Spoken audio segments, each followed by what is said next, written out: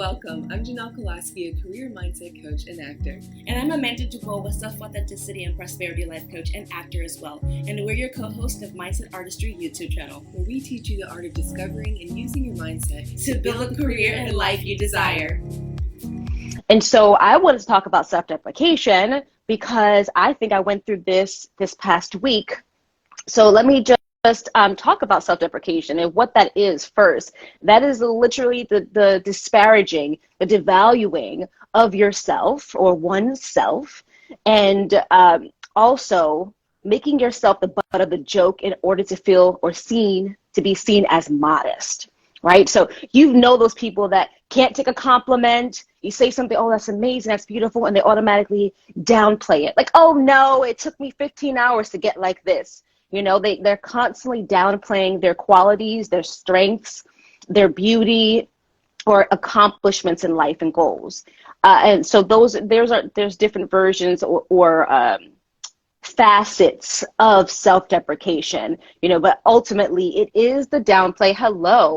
The downplay and disparaging and devaluing and belittling ourselves in ways that can affect us so negatively that it starts to bleed into other avenues of our life, our self-care, our relationships with ourselves, our relationships with other people, our goal setting.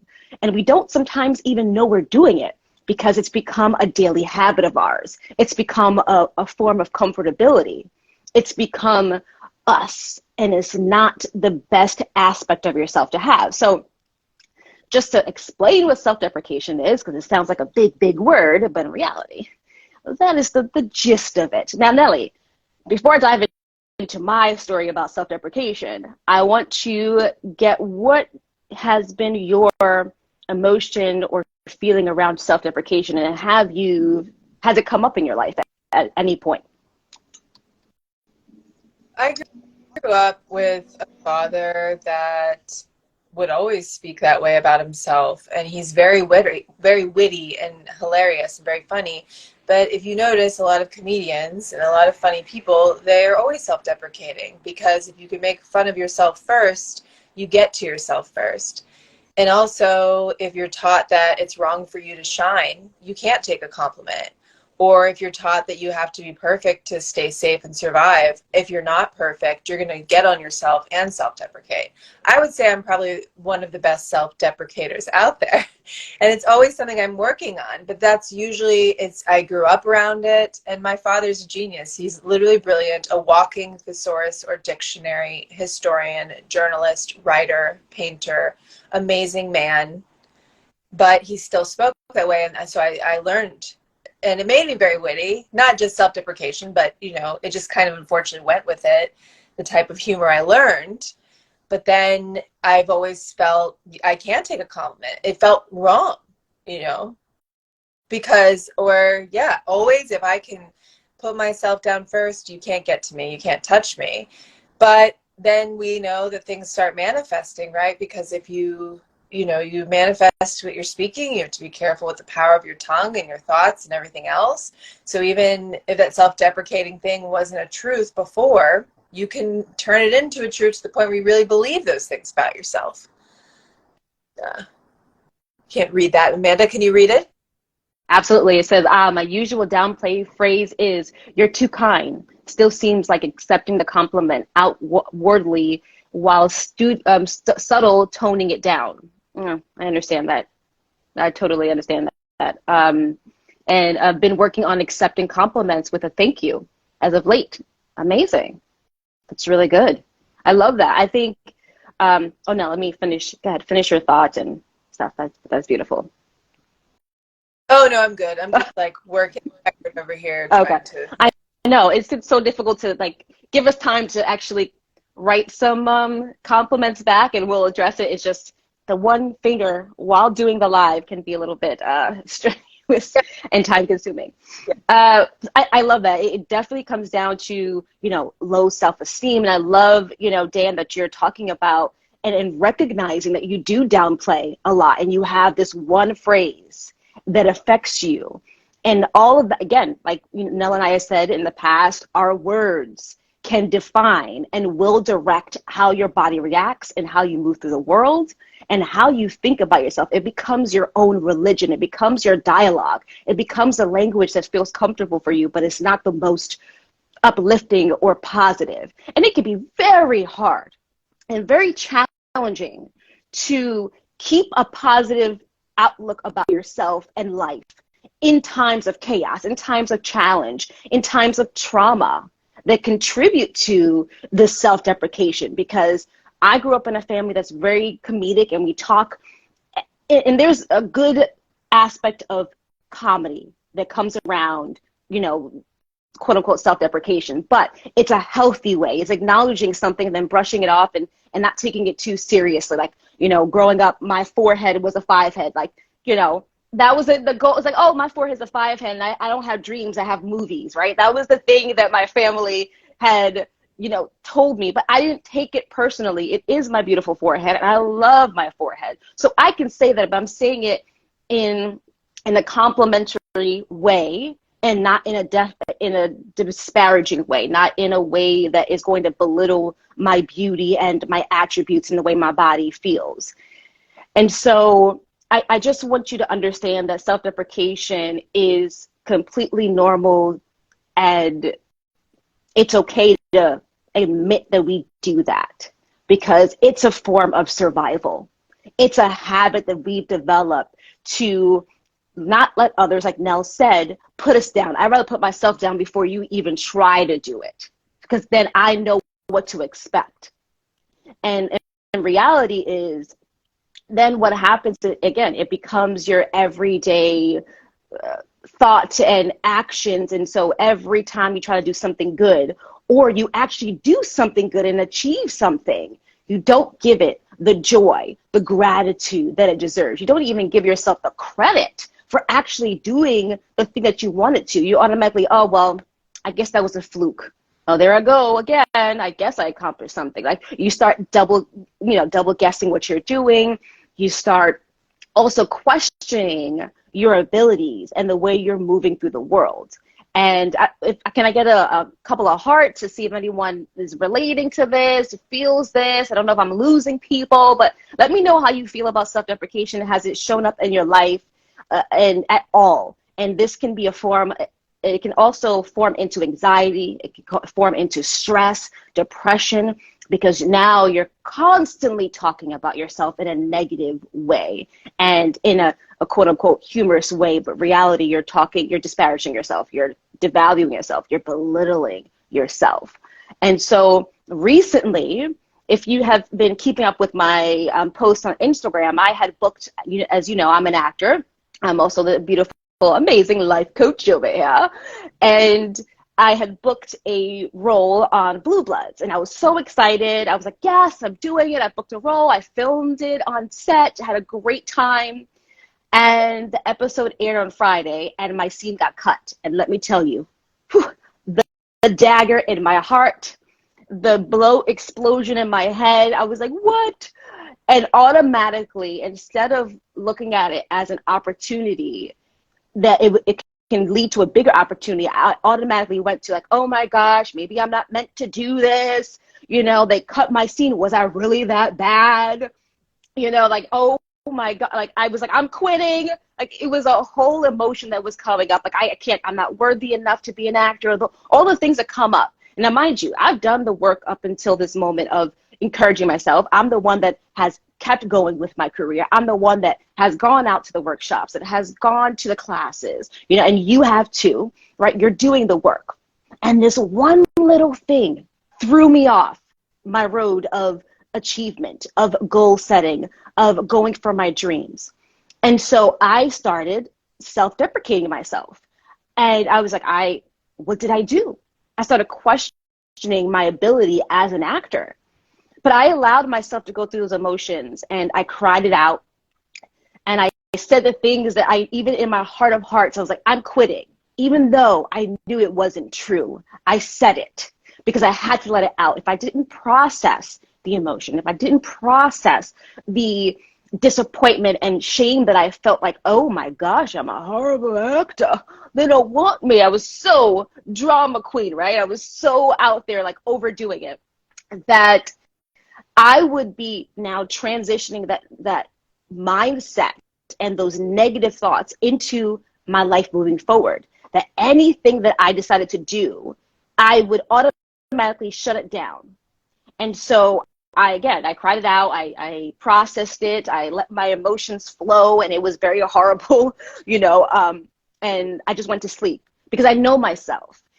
This is when it's really important to dive into the type of person that you are when you come up to these type of situations, and knowing that it will pass, but you have to let it flow and process. You cannot just go shut it down and go, oh, I'm not dealing with this right now. And maybe you can't, that's absolutely okay, but you have to address it at some point. Because if you don't, like we talked about last week, it will trap in your body, in your mind, and become your religion. It'll become your actions or inactions. And then you would discourage yourself from doing any goal or going out after a dream or anything in your life, relationships. And then if someone tries to boost you and go, oh no, you're great, you're amazing. You're like, no, I'm not. I was proven that one time. Hello, Nikki. Hi. You will automatically talk yourself down out of it. And so the next day, this is when it's really important to implement.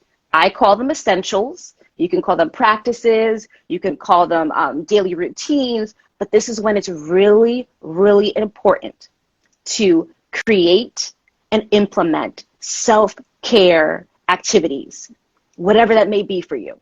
No? Yes, and I love everything that you're saying. Sorry, it's going to take me a second to get everything going here again. But it's just, I forget, what was the name of the actor that we were watching? And he was in the recent boxing movie, Creed 3, and he carries a cup around with him. Jonathan. I know his first name, Jonathan. But it was a great clip and I was even thinking, I want to carry around my own cup. Was it Meghan Markle got cut from a couple of things before she started to get regular work? You're on the right path. Big things are coming your way. Yes, they are. Yes, Amanda's an amazing actor, and she'll be out there. And I do love that Amanda allowed herself to go through that, and I think that's so important because a lot of people will resist their feelings, and I've done that, and then you don't get to the other side. So yes, but I think you just have to learn that you only have yourself, and you are the only person that can fill your own cup. No one can, I loved what that actor said, no one can take anything from your cup and no one can fill it up either. And you have to be like that. And look, a lot of people are going to make fun of you. You know why? Because they don't believe in themselves. A lot of people are going to see something in you and they're going to see that you're getting ahead and what you have been putting the work in for. And they're going to want to tear you down because there's nothing more painful than having to deal with your own shit. And so instead of people dealing with their own stuff and healing themselves and going after what they really want to go after, they look at you and they try to mock you and tear you down. And like I said, we're all out here, humans trying to get by, and I'm not judging them. I'm just seeing what it is and what it is for what it is. And I just want to encourage everybody that instead of going in the self-deprecating behavior, just give yourself the grace like Amanda gave herself the grace and move through the feelings. But you really, self-deprecating behavior only comes from you caring about what other people think of you. That's it. It's just true. I know you have your own goals, but if you were just focusing on your own goals and accepting your personal journey, you wouldn't care how long it takes you to get there. You might get frustrated, but it's not going to mean as much. Self-deprecation is just about everybody else, and you have to stop making things about everybody else. It's about you, your cup, you fill it, you take it down, you refill it. And that's so important. And, you know, Amanda and I have had such a crazy, he always wants me to smile. Well, that takes me to my next point. I'm in excruciating pain right now, and that's probably why I'm talking like this, guys. Like, I couldn't walk this week. And you know why? Because I didn't take the time to take care of myself because I was too worried about everybody else. And I don't want that for you guys. And also the self-deprecating stuff, it's like you just can't, you'll keep blocking yourself from reaching or going through the glass ceiling because you it's like, it feels like now where it's like I'm trying to stand and I can't really walk well. It's like everything's pulling you down. So even when you do something that you feel like you don't need to self-deprecate yourself for, you can't really soar. So I love everything Amanda's saying and just the self-care and everything, but I also think it's just really focus on yourself. Because I don't know if that makes sense. I don't know. I don't think self-deprecation comes from your soul. I don't. No, I agree with you 100%. I don't think self-deprecation, when we're born, we're not automatically talking down to ourselves. We're these like explorers of the life of the world, right? As children, we are like the ones that are going to keep smiling. We fall, we laugh, we cry, and then we get back up. When you're a child, you see the world in such a bright place, even through the chaos. You ask questions, you're curious, and no matter what, you keep going because what? You want to learn. You want to keep going for yourself, right? And that's what we have to keep, that essence of joy and light and gratitude. And it's so hard. It's so hard to keep the joy and the consistency sometimes because it gets so messy. It gets so messy. It gets so tiring. It gets troublesome. It gets wearing because we get overwhelmed by the outside world, right? And like Nell said, self-deprecation comes from the outside world. We're not taught that. We learn it. We learn these things from other people because we see other people doing it. And so we adapt like sponges when we were younger. We adapt that and we absorb it and go, all right, well, they're doing it, the adults doing it, but I'm going to do it too. And then it becomes our habit. It becomes our everyday life. Like, this past week, Nell and I, again, it was our birthday weekend. Nell freaking broke. I don't know what she did with her back. It practically broke at this point now. She was broken and I hurt my wrist, and just not as extreme as Nell. I'm not saying that, no compare to it whatsoever. But even just that little thing, or you tripped, you fall, you scraped your knee, that can automatically be your downfall or create this opening to now be sucked in that quicksand, to be sucked in that dark hole, to be sucked in the cave of darkness, right? Because, this one thing, there I go, I'm done. Because it's like I was going this smooth route and everything was going well, and then this one thing, nope. I'd rather live in the negativity. I'd rather live in this world of chaos because it feels comfortable. And in reality, it's not healthy. And I know it's hard, and we're not saying it's easy because, again, like I said, I gave myself the grace to go through that. As Nell said, I had to. Otherwise, I would have woke up the next day and continued to think that way. I would continue to like, you know what? Oh my gosh, I'm not worthy of being an actor. I'm not worthy of being an artist. Like, what am I doing with my life, right? It's purposeless. I would have thought that way and continued and like really gave up. And so you have to give yourself the grace to process what's going through, but it takes time. Like, I gave myself a day, but usually, back in the day, it would be weeks, it would be months, it would be years, and I would ignore it, but I'm honest with myself too. And I understood that. And I'm not saying to like completely talk bad to yourself and negatively and say I'm worthless and I can't do this. What I'm saying is just process the feeling. Let it out and don't direct it at anybody. Just let it out. We're not directing it at yourself. You're not directing it at somebody else doing you wrong. You're not directing it at anyone. You're just letting it out because what's happening is also, and we talked about this, it's energy. Energy has to be exchanged for something else.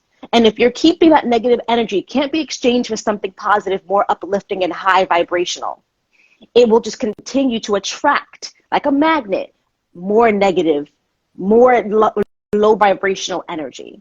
So when you're releasing it like a breath of air, like think of it the way you're breathing. You got the whole oxygen, and it's an exchange, right? It's a cycle. It's a system, and it has to be processed to be something else. And think of it that way, if that helps, is it has to be processed in order to be something else or exchanged with something more positive, more uplifting.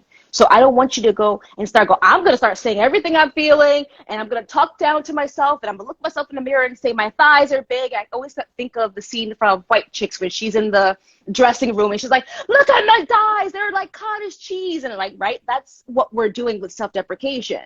And then we're making a joke out of it, and it's not a joke. Because deep down, that's how you feel about yourself. You're talking down to yourself. You're not being grateful for your body. And so, you have to be able and comfortable with exchanging that. But again, it takes time. So don't direct it at yourself. If you take anything from this at all, do not direct that negative energy, those thoughts at anyone, not someone that done you wrong, not yourself. Just let it flow. Write it out, scream it out, yell it out, or whatever, stomp it out. But let the energy out at no one else but the air, the universe. Yes. It's like, hello, teacher Amanda today. It's very funny. Yeah, and I think then I love what you're saying with the energy, because it's also good to be able to make fun of yourself, like, have a good humor. So we're not saying, like, do that.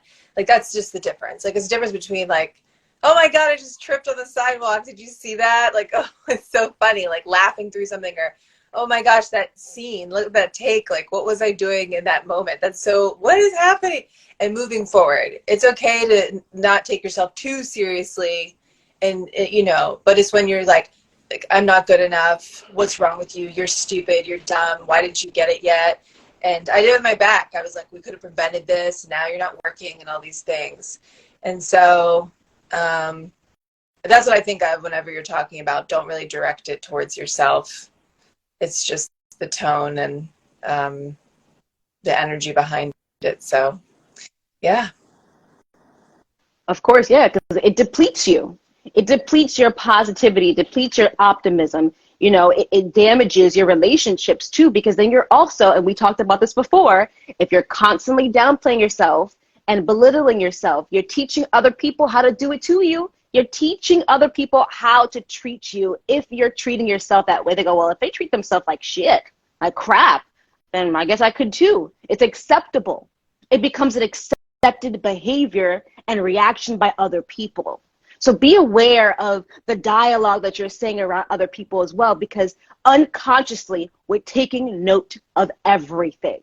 Unconsciously we're absorbing, whether you realize it or not, that child that we were absorbing everything like sponges. We're doing that even as adults until we croak and die and we're buried in the dirt or dust or whatever you want to do. Good for you, like whatever you want to do, right? Recycle or cycled through life.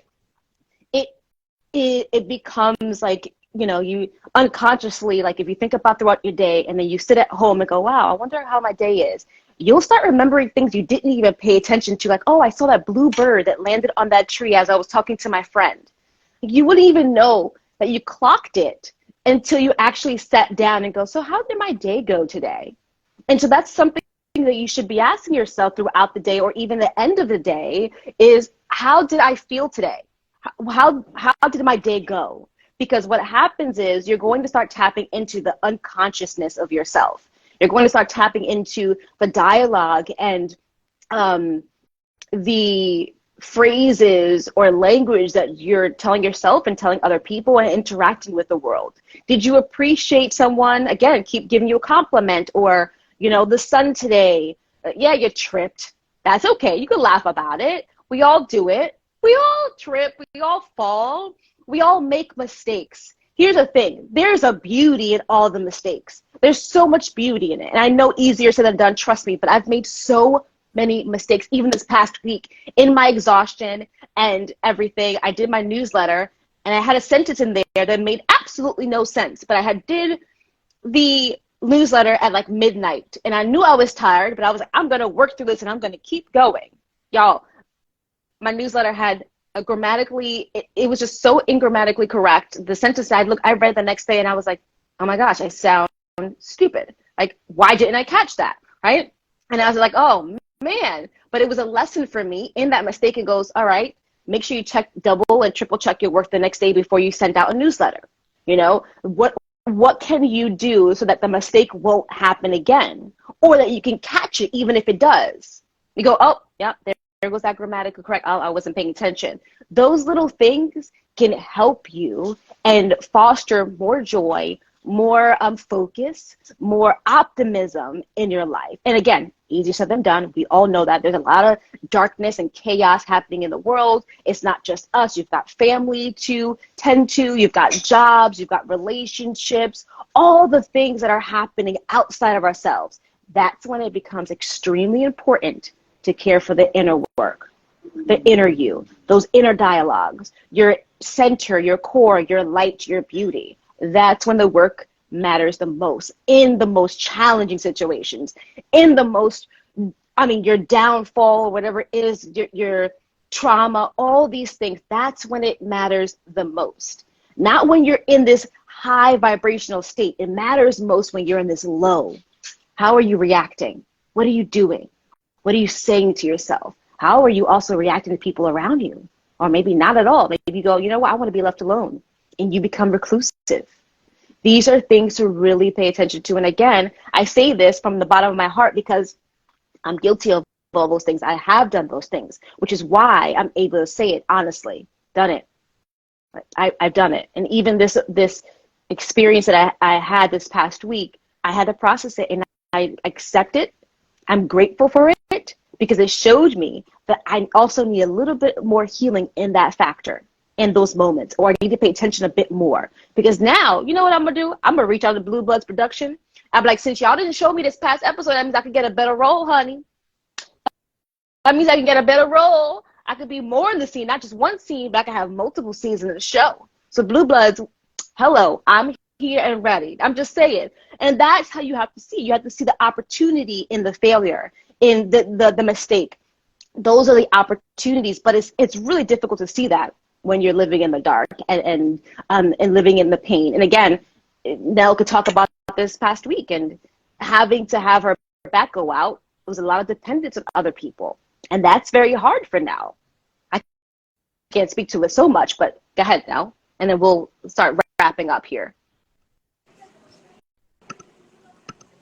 Yes, there's a lot of fear in having to depend on other people because I learned at a young age that I had to do a lot for myself, and I would wait a certain amount of time for people to come through and they wouldn't. And the good side to that is I can do a lot for myself very easily. I'm very independent. My whole life people have said, wow, you're so brave for doing that and going there and moving there and pursuing this career, doing anything. And it's because I learned at a young age that if you want anything, you have to make it for yourself. But there is the community, as we were talking to our dear friend Jen. We have a lovely YouTube episode coming out with her. Community is so much more important than capitalism. And it's just you have this mentality that, oh, I have to make so much money to survive, and it's like a dog eat dog world or whatever. And oh, that was a joke. She's not really a teacher. She's a coach. But anyway, about the back pain. Yeah, I mean, there was literally a day or two where I couldn't walk. I couldn't even go to the bathroom by myself. I actually couldn't even stand up. And I missed out on a lot of work, and that was frustrating. And just anybody that knows me I'm a very busy person with a lot of things going on. I'm supposed to be with my family right now, and I'm not. So, but the thing is, what are you going to do? And anytime something like this happens, it's just a reminder, and this is a reminder for everybody, you know, our time is limited. I mean, time is a construct, of course, but you just don't have time for other things that don't serve you, whether that be people or experiences or thoughts. And for me, I don't like to slow down, and I literally have to have a physical ailment to slow down. But it really makes me pay attention. And what I've really noticed this week is I was thinking, I've been giving away so much of my energy based on, and this is why you should pay attention, and like I love what Amanda said about checking in with yourself at the end of the day. How was my day? What did I experience? Because I would say even for a few years now, I've been putting so much energy in trying to make so many people feel so comfortable because they treat me as if I'm some type of thing that is causing the discomfort in their life, but actually they are causing the discomfort in their own life. And we all do, and we all have control over that. But because, and this is why you have to pay attention to how you grew up and things that happened to you so you can go in and do the healing. I learned from a young age that you can't shine too bright and you can't be too good, and you have to make sure that you make everybody comfortable, and you can't be scary. And that was actually wrong of me to enable these people, because it's a two-way street, everybody. Because, okay, I'm helping them and making myself smaller for them, but that's not helping them either, because then they're not working on what they need to work on.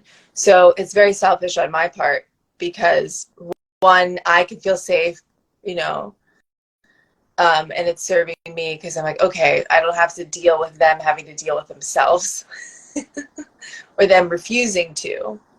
So my encouragement today, before we jump off here, because I know we're kind of coming to the end, is just don't wait for a back issue or an illness to put you out, to pay attention to what's going on. And just genuinely, I think we talk about this mindfulness all the time. Just pay attention to where you're putting your energy. Thank you. Thank you. We hope they're helpful. So whether you find that you have a lot of self-deprecating behavior, tune into that. Ask yourself, what are my reasons for doing that? And change that, because it's definitely a big way to self-sabotage your goals. And then also just pay attention in general where you're putting your energy. And take care of yourself. Self-deprecating behavior is not taking care of yourself. It's being mean to yourself, obviously.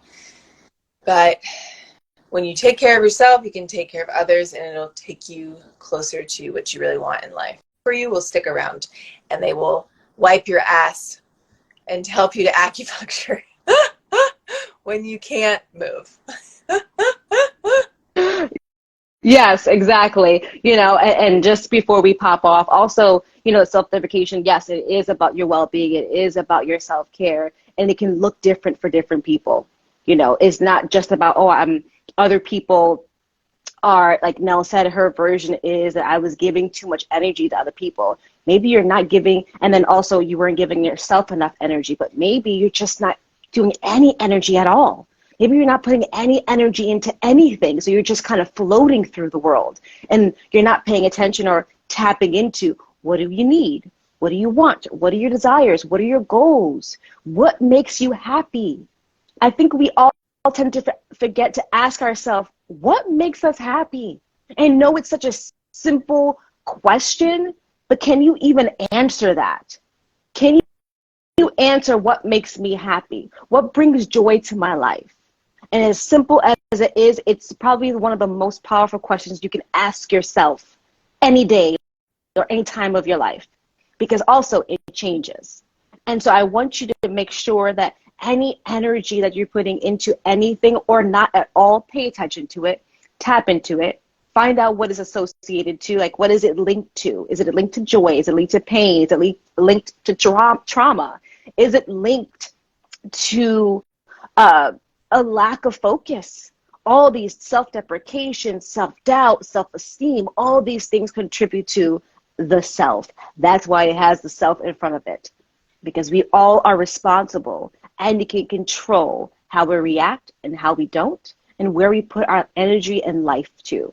And so if you take anything from that, you have to treat yourself like you would treat someone else you love. Yep, absolutely. And seeing Angel Kolaski smile makes me happy. Absolutely. Absolutely. Spread the wealth, honey. You know, you smile, I smile, we all smile. And it's like an attractive energy is magnetized, is magnetic. I want to thank everybody for joining us today in this conversation. Feel free to connect with us on Instagram, on our accounts. If you're not following our Mindset Artistry YouTube channel, please do subscribe to our podcast on Buzzsprout, Apple, Spotify. We are not just on here. We are, immersive community. And we want you to understand that this community is not just for myself and Janelle. It's for you too. In a world that you may feel lonely, you're not. You're not. No matter how good someone looks or how someone may perceive themselves as constantly joyful, they're also dealing with a lot of things that you may not know. So it's absolutely okay to admit that, all right, I'm not okay. And you have a community for that. So we encourage that, and we encourage you to overcome it and to achieve all your goals in as your most authentic and happiest and pure light that you are worthy of and that you already have within you. Everything that you desire already exists within you. You have to access it and let it be. You have to allow. What are your thoughts about this episode? Drop it in the comments and let us know what you want to dive into next. Subscribe, like, share, and click the link below to book a free consultation. And We'll see you next time.